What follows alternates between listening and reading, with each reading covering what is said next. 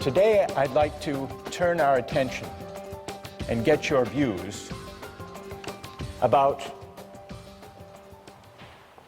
an argument over the role of markets in the realm of human reproduction and procreation. Now, with infertility clinics, people advertise for egg donors. And from time to time in the Harvard Crimson, ads appear for egg donors. Have you seen them? There was one that ran a few years ago that wasn't looking for just any egg donor.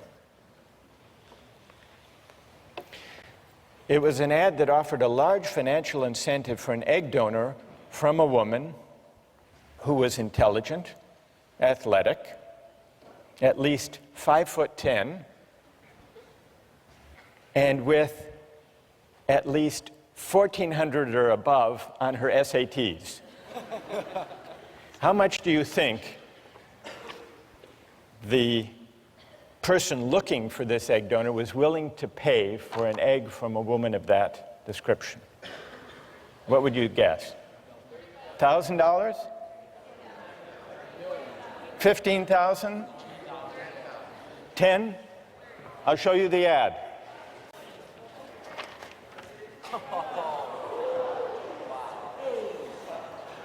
$50,000 for an egg,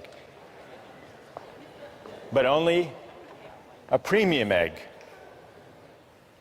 What do you think about that? Well, there are also sometimes ads in the Harvard Crimson and other college newspapers for sperm donors. So the market in reproductive capacities is an equal opportunity market. Well, not exactly equal opportunity. They're not offering $50,000 for sperm. But there is a company, a large commercial sperm bank, that markets sperm. It's called California Cryobank. It's a for-profit company.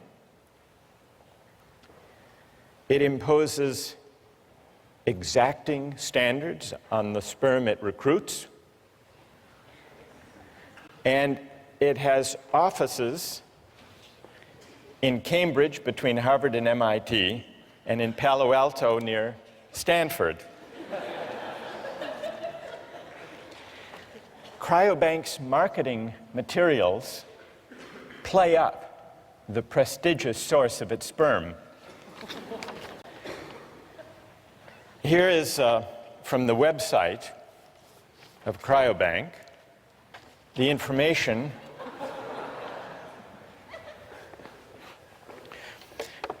Here they talk about the compensation. Although compensation should not be the only reason for becoming a sperm donor, we are aware of the considerable time and expense involved in being a donor.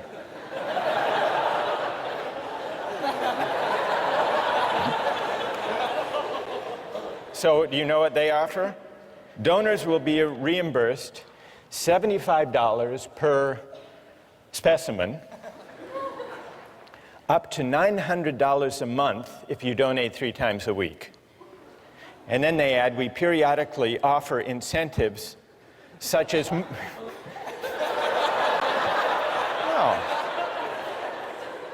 such as movie tickets or gift certificates for the extra time and effort expended by participating donors. It's not easy to be a sperm donor. They accept fewer than 5% of the donors who apply. Their admission criteria are more demanding than Harvard's.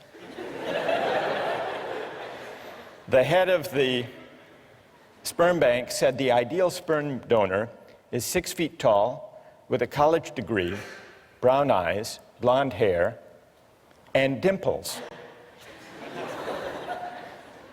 For the simple reason that these are the traits that the market has shown the customers want. quoting the head of the sperm bank, if our customers wanted high school dropouts, we would give them high school dropouts.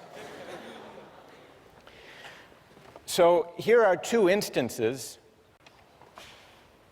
the market in eggs for donation and the market in sperm, that raise a question about whether eggs and sperm should or should not be bought and sold for money. As you ponder that, I want you to consider another case involving a market and, in fact, a contract in the human reproductive capacity. And this is the case of commercial surrogate motherhood. And it's a case that wound up in court some years ago. It's the story of baby M. It began with William and Elizabeth Stern, a professional couple, wanting a baby, but they couldn't have one on their own, at least not without medical risk to Mrs. Stern. They went to an infertility clinic where they met Mary Beth Whitehead, a 29-year-old mother of two, the wife of a sanitation worker. She had replied to an ad that the center had placed, seeking the service of a surrogate mother. They made a deal. They signed a contract in which William Stern agreed to pay Mary Beth Whitehead a $10,000 fee plus all expenses, in exchange for which Mary Beth Whitehead agreed to be artificially inseminated with William Stern's sperm, to bear the child, and then to give the baby to the Sterns. Well, you probably know how the story unfolded. Mary Beth gave birth and changed her mind. She decided she wanted to keep the baby. The case wound up in court in New Jersey. So let's put aside any legal questions and focus on this issue as a moral question. How many believe that the right thing to do in the baby M case would have been to uphold the contract, to enforce the contract? And how many think the right thing to do would have been not to enforce that contract? So it's about, the majority say enforce. So let's now hear the reasons that people had, either for enforcing or refusing to enforce this contract. First, from those, I want to hear from someone in the majority. Why do you uphold the contract? Why do you enforce it? Who can offer a reason?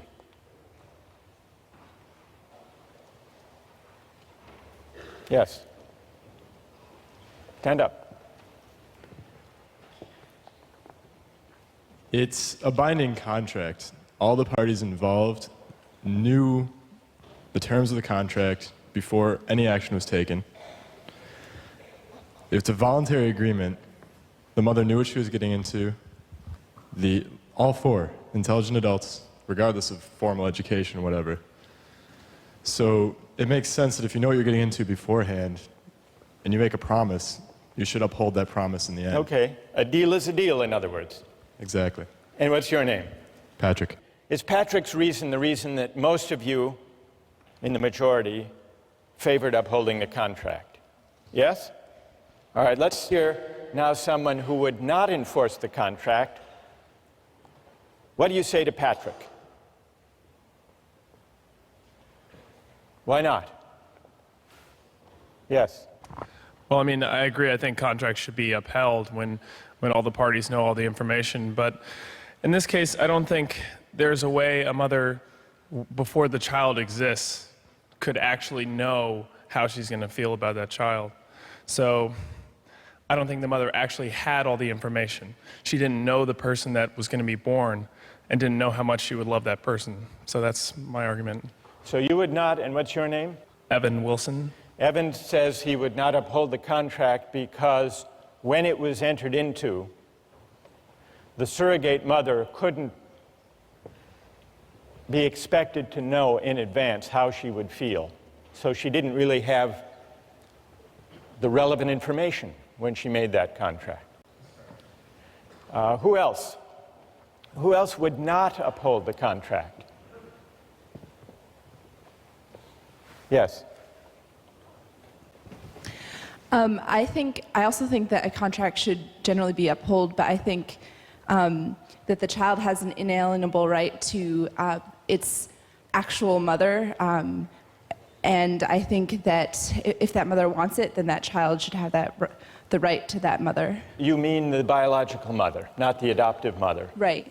And why is that? First of all, tell me your name. Anna? Anna. Why is that, Anna? Because I think that that bond that is created by nature is stronger than any bond that is created by, a contract. Good. Thank you. Who else? Yes. I disagree. I don't think that a child has an inalienable right to her biological mother.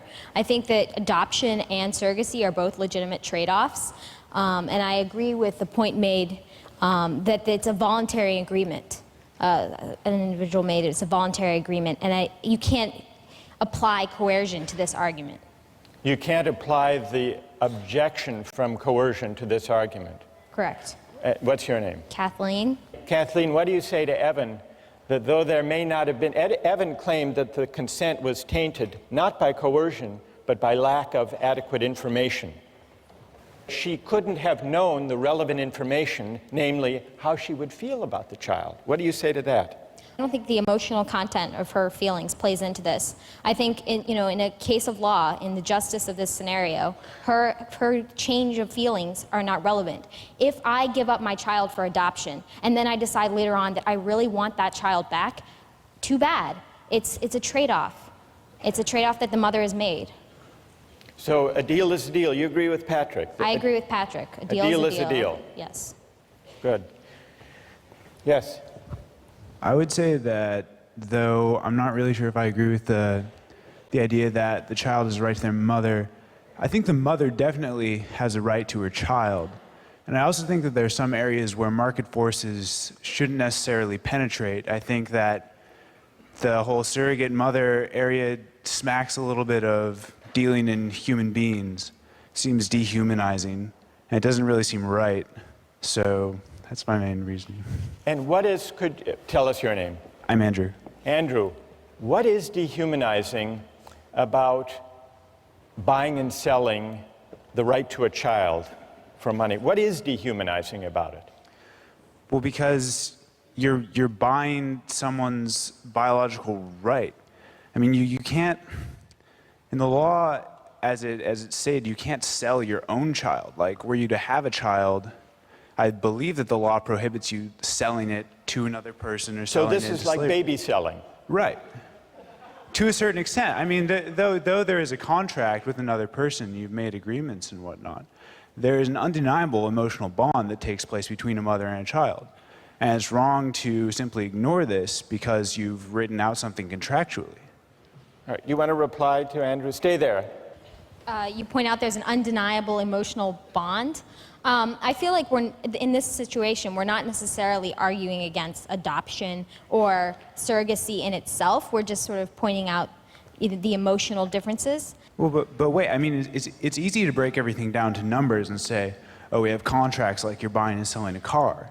But there are underlying emotions. I mean, you're dealing with people. I mean, these are not objects to be bought and sold. All right, what about Andrew's claim that this is like baby selling? I believe that adoption and surrogacy should be permitted. Whether or not I actually will partake in it is not really relevant, but I think that the government should give its citizens the rights to allow for adoption and surrogacy. But adoption is not, according to Is the law. adoption baby selling? Well, do you think you should be able to bid for a baby that's up for adoption? That's Andrew's challenge. Do I think I should be able to bid for a baby? I'm not sure. It's a market. I mean, I feel like the extent to which it's been applied, I'm not sure if the government should be able to permit it, and I have to think about it more, but... All right, fair enough. Are you satisfied, Andrew? Well, yeah, I mean, I think surrogacy should be permitted. I think that people can do it, but I don't think that it should be forced upon people that once the contract is signed, it's absolutely like the end all. I think that it's unenforceable. So people should be free, Andrew, to enter into these contracts, but it should not be enforceable in a court. Not in a court, no. Who would like to join on one side or the other? Yes? I think I have an interesting perspective on this because my brother was actually one of the people who donated to a sperm bank, and he was paid a very large amount of money. He was 6 feet tall, but not blonde. He had dimples, though. So he actually has... I'm an aunt now, and he has a daughter. He donated his sperm to a lesbian couple in Oklahoma, and he has been contacted by them, and he has seen pictures of his daughter, but he still does not feel an emotional bond to his daughter. He just has a sense of curiosity about what she looks like and what she's doing and how she is. He doesn't feel love for his child. So from this experience, I think the bond between a mother and a child cannot be compared to the bond between the father and the child. That's really interesting. What's your name? Vivian. Vivian. So we've got the case of surrogacy, commercial surrogacy. And it's been compared to baby selling, and we've been exploring whether that analogy is apt. And it can also be compared, as you point out, to sperm selling. But you're saying that sperm selling and baby selling, or even surrogacy, are very different Yes, because they're unequal services. they're unequal services. And that's because, Vivian, you say that the tie, the bond... Yes, and also the time investment that's given by a mother, 9 months, cannot be compared to a man, going into a sperm bank, looking at pornography, and, depositing into a cup. I don't think those are equal. Good. All right. So we... Because that's what happens in a sperm bank. All right. So this is really interesting. We have... All right. Notice the arguments that have come out so far. The objections to surrogacy, the objections to enforcing that contract are of at least two kinds. There was the objection about tainted consent, this time not because of coercion or implicit coercion, but because of imperfect or flawed information. So tainted or flawed consent can arise either because of coercion or because of a lack of relevant information, at least according to one argument that we've heard. And then a second objection to enforcing the surrogacy contract was that it was somehow dehumanizing. Now, when this case was decided by the courts, what did they say about these arguments? The lower court ruled that the contract was enforceable. Neither party had a superior bargaining position. A price for the service was struck and a bargain was reached. One side didn't force the other, neither had disproportionate bargaining power. Then it went to the New Jersey Supreme Court. And what did they do? They said this contract is not enforceable. They did grant custody to Mr. Stern as the father because they thought that would be in the best interest of the child, but they restored the rights of Mary Beth Whitehead and left it to lower courts to decide exactly what the visitation rights should be. They invoked two different kinds of reasons along the lines that Andrew proposed. First, there was not sufficiently informed consent, the court argued.